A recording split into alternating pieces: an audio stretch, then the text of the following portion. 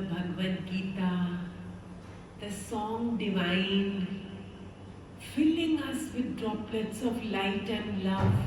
And what is the Bhagwad Gita except a scripture of love?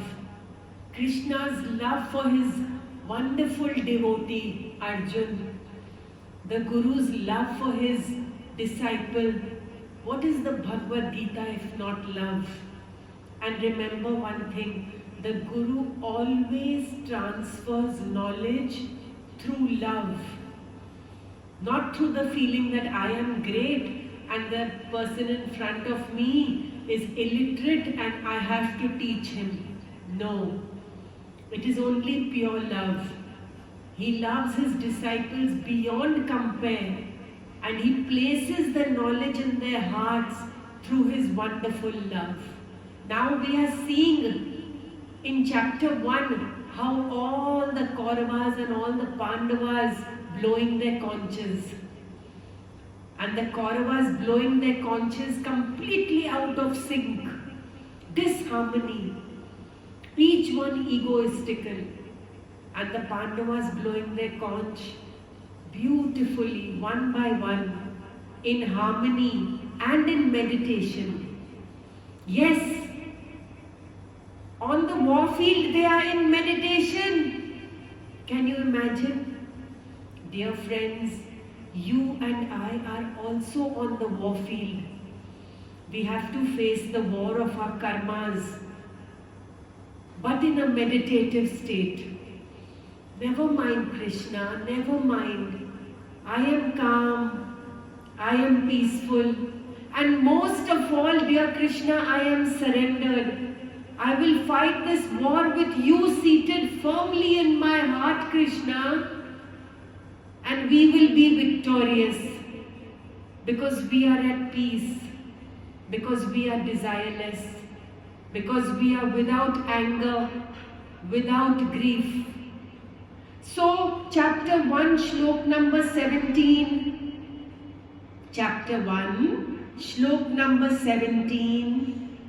Kashyascha parameshvasa shikhandi cha maharatha drishtadhyumno viratascha satyakishche parajita.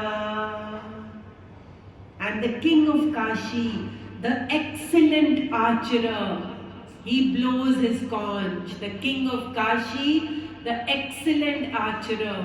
And archery is nothing but meditation, dear friends.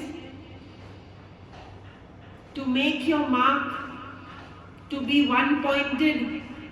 Once the Pandavas and the Kauravas were little at that time and they were in the Guru's ashram learning archery.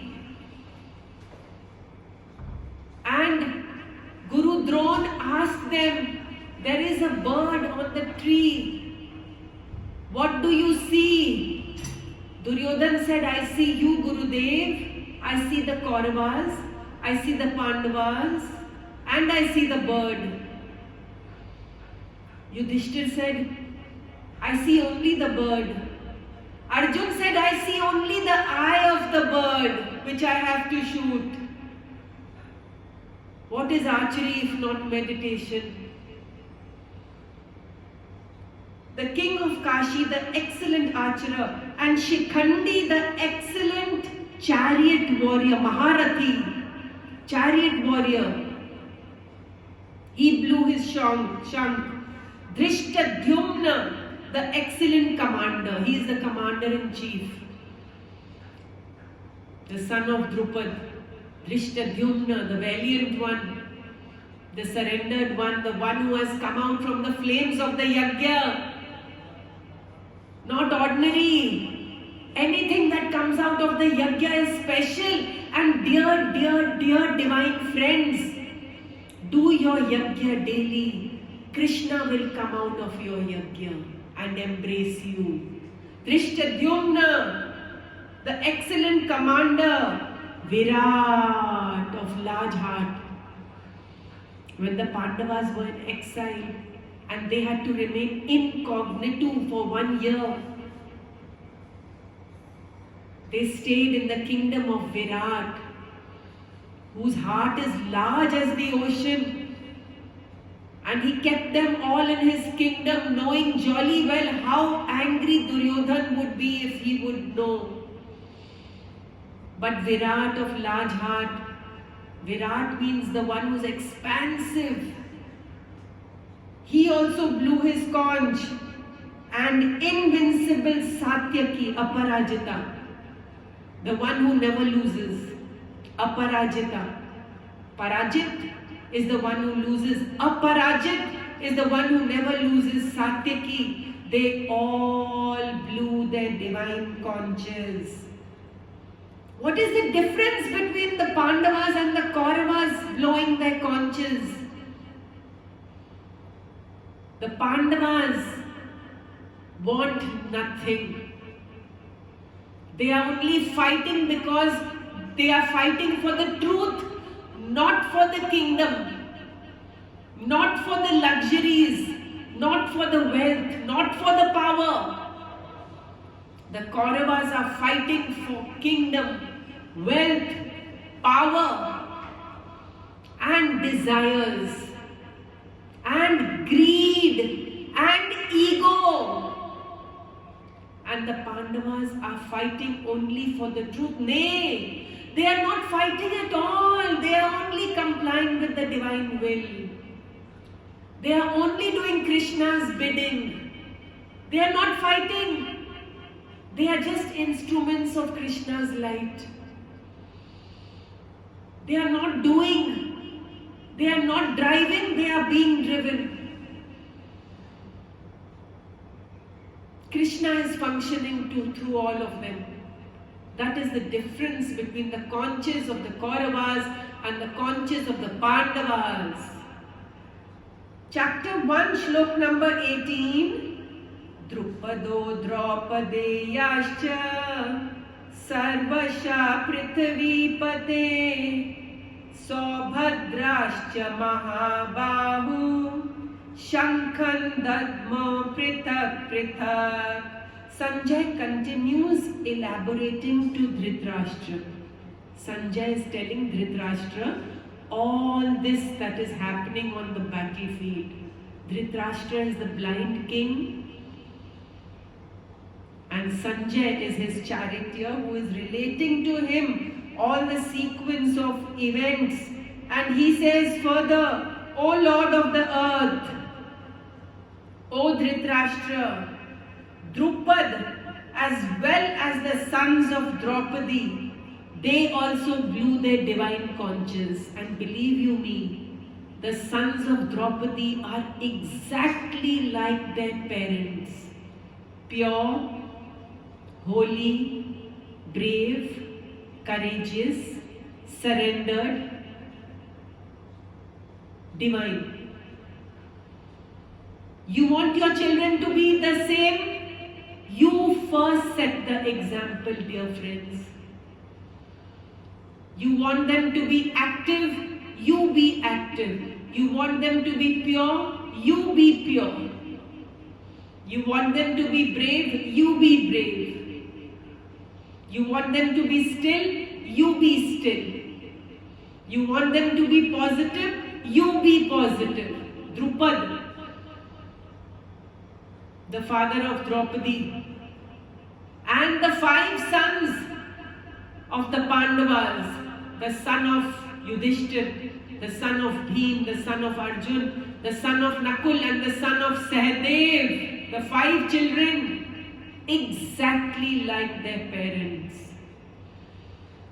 Pure as ever. Remember, your children will be as pure as you are.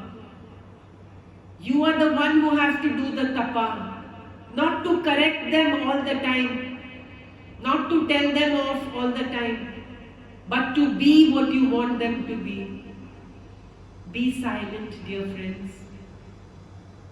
Practice austerity, practice tapas. The sons of Draupadi and the child warrior Abhimanyu. Abhimanyu, the beautiful 16-year-old warrior, all of 16-year-old, the son of Subhadra, the valiant warrior, the mighty armed son of Subhadra, all of them severally blew their respective conches. Each one of them has a shank. Dear friends, try to procure one at the earliest. Ma has always taught us to blow the shank. It cleans the insides, clears the insides physically and spiritually. It removes all traces of anger, greed and enmity from inside us, and also removes all traces of disease from inside us. If you want your children to be connected with the purity, like the Pandavas' children, like Abhimanyu, then you have to remain connected with the positivity, with the purity. They will be exactly what you are. If you are humble, they will be double humble. If you are arrogant and egoistical, loud, they will be exactly the same and much more. Set an example, dear friends. Example of humility, love, oneness and sameness. And watch your children blossom, full of divine fragrance. The children of our homes are growing up, hearing the words of Ma, passing by from here to there, hearing the words of Ma, smelling the fragrance of the yajna. Our children are being brought up in such an environment. Can you imagine?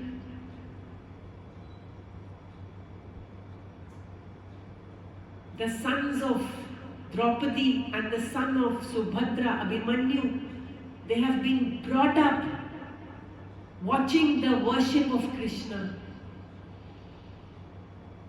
They have been all around their uncle Krishna, the divine uncle Krishna.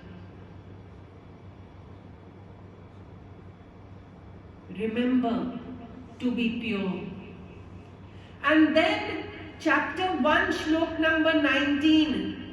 Saghoshodhartarashtranam hridayani vyadarayat nabhaschat prithivim cha eva tumalo vyanunadayan. The resonating sound penetrated the earth and echoed in the skies. All these beautiful Pandava shanks, these conches, they created harmony everywhere, except in the hearts of evil. See, the resonating sound penetrated the earth and echoed in the skies. All people were glad to hear it. The whole army of the Pandava was glad to hear the conches of the truth. But Dhritarashtra's sons, no, they hated that sound. The evil hate the sound of the morning satsang, whereas the good ones, the pure ones cannot do without it. It is their dose, daily dose of divinity.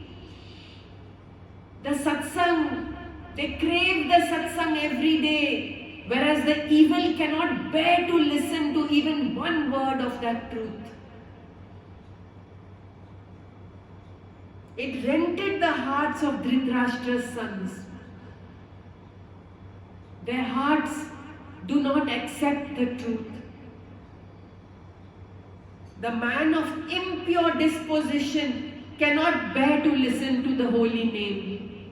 He wants to hear all sorts. So he'll be hearing politics the whole day, news the whole day. Dear ones, what do you listen to the whole time? That will shape your conscience. Listen to the truth. Listen to the satsang. Listen to the holy name of the Lord.